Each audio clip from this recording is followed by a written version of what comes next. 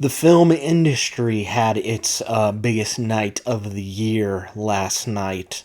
I'm, of course, talking about the 2026 Oscars, celebrating the best that film had to offer in 2025. So, without further ado, I've got the winners right here. So, let us go through and run down who won what. Starting with makeup and hairstyling. So, just as an aside, before we get started, I am only covering 20 awards, mainly having to do with films, so no animated short, live action short, or documentary stuff. Only pertaining with the films. So, we start off with the makeup and hairstyling Oscar. My pick for it was Sinners, but Frankenstein. Guillermo del Toro's Frankenstein actually won that one. And I'm not at all mad about that. In fact, I think Frankenstein would have probably been my my second pick on that because, yeah, as we'll touch upon in another award, I think it was really good, really good. I only picked Sinners because I figured since it's probably going to win most of the awards that it's nominated for, might as well give it that one. But I was wrong on that one. So yeah, makeup and hairstyling went to Frankenstein. Let's go to casting. Best casting. I again picked Sinners, but One Battle After Another was the one that ended up winning that one. And that one, to me, probably should have been the indicator as to where it was going. But, in my defense, there were some other awards that Sinners did pick up on, which, let's just talk about that right now. Both screenplay awards. Sinners did win for best original screenplay, so that's why I say maybe they had a shot at casting. However, One Battle After Another did win for adapted screenplay. So, both of them kind of tie, so still the casting one gives One Battle After Another a little bit of an edge heading into things. But, once I saw, those, I was like, okay, Sinners might still have a chance. Might still have a chance. We'll see how the others kind of shake out. Costuming, I picked Frankenstein, and I was correct. Frankenstein did win for costuming because, I think I even said in my predictions video, if Wicked wasn't in here, then Frankenstein was going to win because all of the costuming in that movie was really, really good. Nothing to take away from, even Sinners was nominated for costuming, but I was like, the costuming in that movie's good, but it's not as lavish as what Frankenstein was.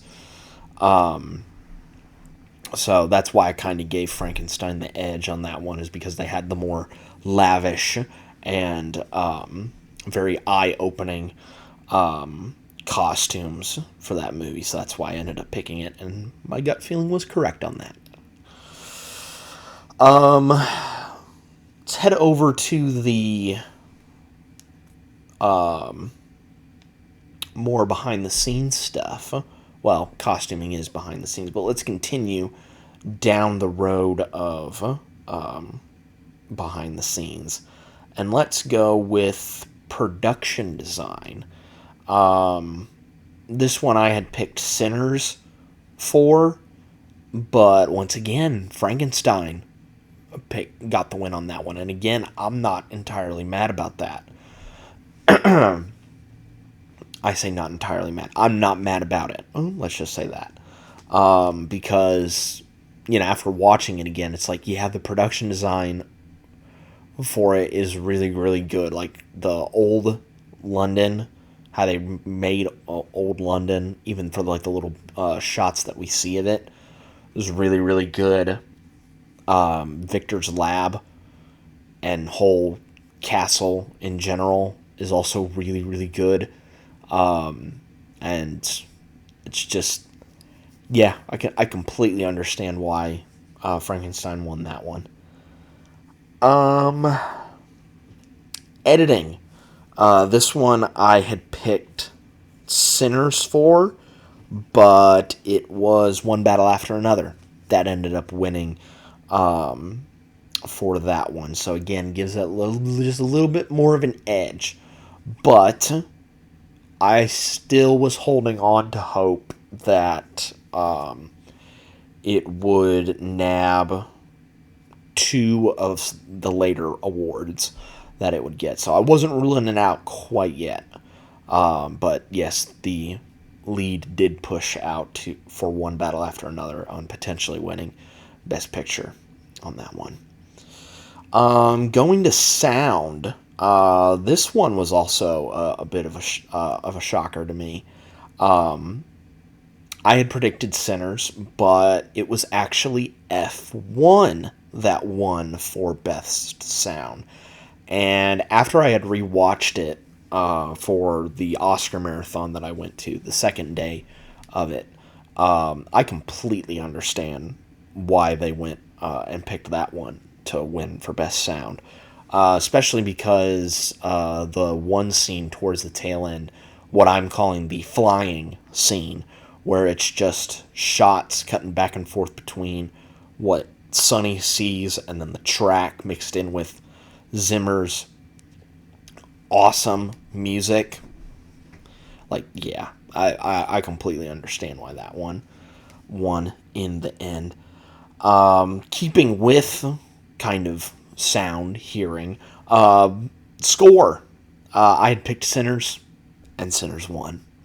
Ludwig Göransson is, what, 3 for 3, I think, in terms of like his major scores, because he won one for Black Panther, he won one for Oppenheimer, and now he's won one for Sinners.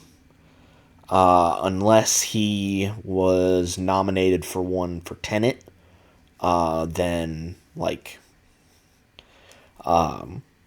he's currently so far, at least to my knowledge, batting 3 for 3 on Oscar wins for scores, which that's pretty good.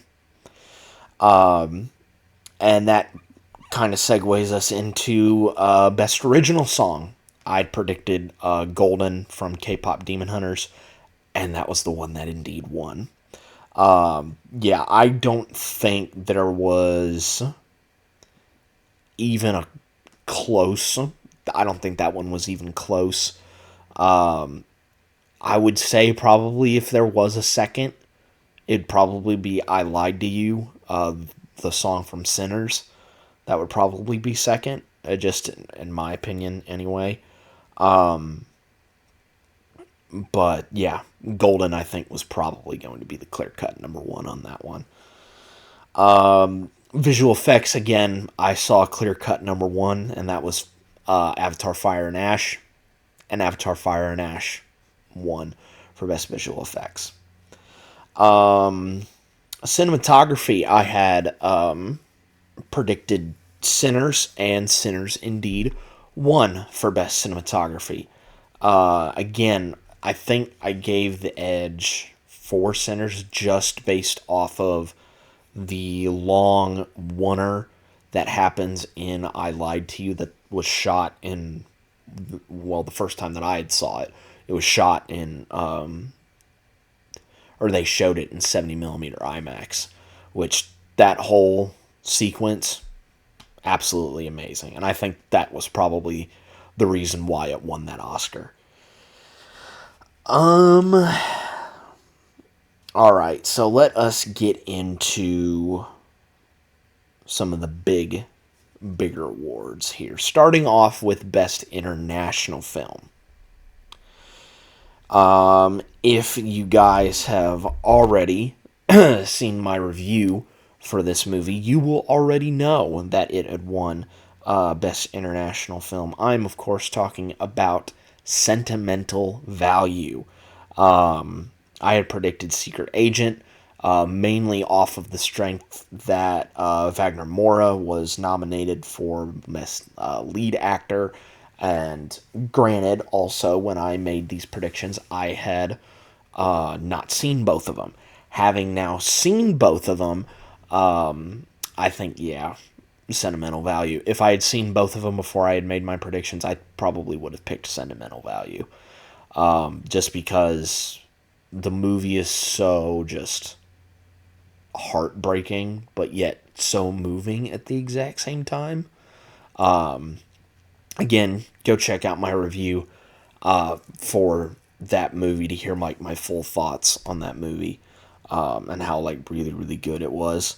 But yeah, that definitely 100% deserves Best International Film. And this one also deserved its award as well. For Best Animated Film, I had predicted K-Pop Demon Hunters, and K-Pop Demon Hunters won. That movie was an absolute phenomenon, and it just took the world by storm. To the other ones that were nominated, I had only seen two others in that category, which were Elio and Zootopia 2. Both of those movies being good, but they weren't, the force that was K-Pop Demon Hunters. So that one, they got right on that one. Moving on to some acting awards. Best Supporting Actor, I predicted Sean Penn for One Battle After Another, and Sean Penn indeed won. As much as I would have loved to have seen, this category was probably really close, because all of the performances in this are really good. Like Del Toro in One Battle After Another is really good. Elordi as the creature, he's also really good. Delroy Lindo is absolutely amazing in Sinners, and after seeing it, Stellan Skarsgård is phenomenal in Sentimental Value. But yeah, I think they got that one pretty much on the head, nail on the head on that one. The one that shocked me the most, Best Supporting Actress. I thought for sure that it was going to be Tiana Taylor for One Battle After Another. And if it wasn't, then I would have been happy with Wumi Masaku winning for Sinners. And now, after seeing it, I wouldn't have been mad if Elle Fanning or Inga Ibsdottir Liles, I hope I pronounced that correctly, I wouldn't have been mad if they won it for Sentimental Value. But my dark horse pick ended up getting the win on this one. Amy Madigan won the award for her performance as Gladys in Weapons. That is absolutely awesome. And it shows me that, the Academy and the people voting on said awards do respect horror movies and actually do want to, give them a little bit of respect. And acknowledge their greatness, because Madigan as Gladys in Weapons, she was terrifying in certain instances. And the way that she just played the role was very, one, intimidating, but also very commanding as well. So that warmed my heart to see that as well. So congratulations to Amy Madigan for pulling that one out. That was really, really cool. Um, Best lead actress. I had picked Jessie Buckley for Hamnet, and she, of course, won that one. After watching it on the first day of the Oscar marathon, it's like, yeah, like the whole scene in which Hamnet passes away. I think that scene alone is probably the reason why she won her Oscar, because it's so gut wrenchingly powerful, like really, really gut wrenchingly powerful, and it's probably hard to hold back tears watching something like that if you're a really emotional person. So more than deserving, in my opinion, on that one. Best lead actor, I predicted Michael B. Jordan to win it, and I was correct. This one was probably the one that I had the most uncertainty about, mainly off of the fact, like, DiCaprio's really good in One Battle After Another. Chalamet is really good in Marty Supreme. And Wagner Moura, he's also really good in Secret Agent as well. But I think the sole thing that gave Michael B. Jordan the edge in that instance, and the reason why I ended up predicting him, was because he didn't play one role in Sinners. He played two roles. He was Smoke and Stack. Hence why I gave him the edge in that instance. And I'm glad that, my hunch on doing that ended up paying off. But yeah, I think absolutely deserving. And I can't wait to see what Michael B. Jordan does next. Moving on to Best Director. Now, this one I think is the biggest telltale as to who's probably going to end up winning Best Picture. I had predicted Ryan Coogler to win, but no, it was Mr. Paul Thomas Anderson for One Battle After Another. And again, I'm not mad about that one, because the way that Anderson directed One Battle After Another, especially with certain shots, like camera on the door as Chase Infinity's character is pulling away from a location where the door just shuts and the camera follows, and especially the car chase with all like the rolling hills and the camera's following as it goes up and down the hills and you can't see what's on the horizon. Just like really, really good stuff from Paul Thomas Anderson, which basically gives the game away for Best Picture. I predicted Sinners, but it was not to be. One Battle After Another was the best film of 2025. And again, I'm not entirely mad about it. Many people had said that One Battle After Another was the best film. I said Sinners mainly because of the fact of I'm a horror nut, and I personally, this is just my opinion, I personally liked Sinners more than One Battle After Another, but then again, it's just my opinion. But I'm not going to deny the fact that One Battle After Another is a really, really good movie.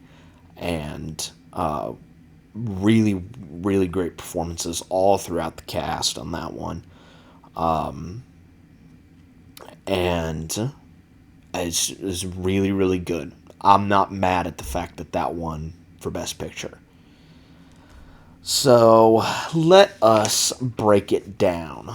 Some of the bigger winners on the night.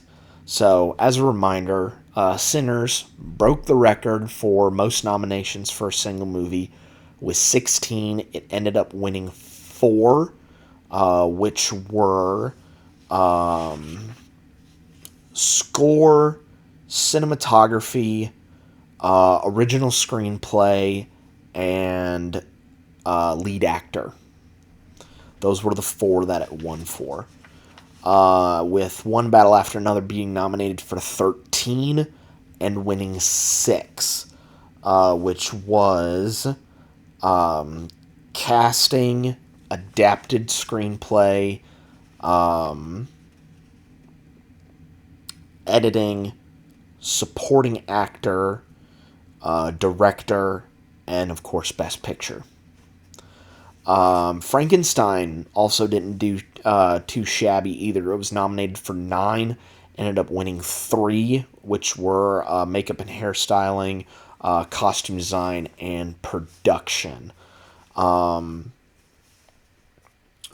notables: Avatar: Fire and Ash won 1, F1 won 1, K-pop Demon Hunters won 2, Best Animated Film and Golden. Sentimental Value won 1. And was there any other ones? Oh, Hamnet won 1 as well. And my predictions on the night. I predicted 11 nominees correctly, ended up winning, and 9 wrong. So about 50-50 on the night as a whole. But yeah, there you go. Those are my reactions to the winners of last night's Oscar awards. 2025 was a pretty good year for movies. If you only watched the mainstream stuff, you might, bulk your head back saying there wasn't any good movies. Maybe besides a couple, there wasn't many good movies, but there were some pretty good movies last year. But I think so far this year, there's also been a lot of good movies. One really good movie that will be coming out, but my review for Project Hail Mary is already out on the channel, so if you want to hear my thoughts on that, go check that out. But yeah, I think 2026 has been off to a pretty good start. We still have some pretty big heavy hitters coming up later in the year, but we have the rest of the year to see who will be vying for some Oscar spots next year. So as the year progresses, I'll probably say, probably watch out for this movie to be in Oscar contention in my reviews. So we'll just see if I'm correct next year with my predictions as to who might be nominated. But until next time, guys, or until next award season, be safe out there, and I'll catch you guys next time.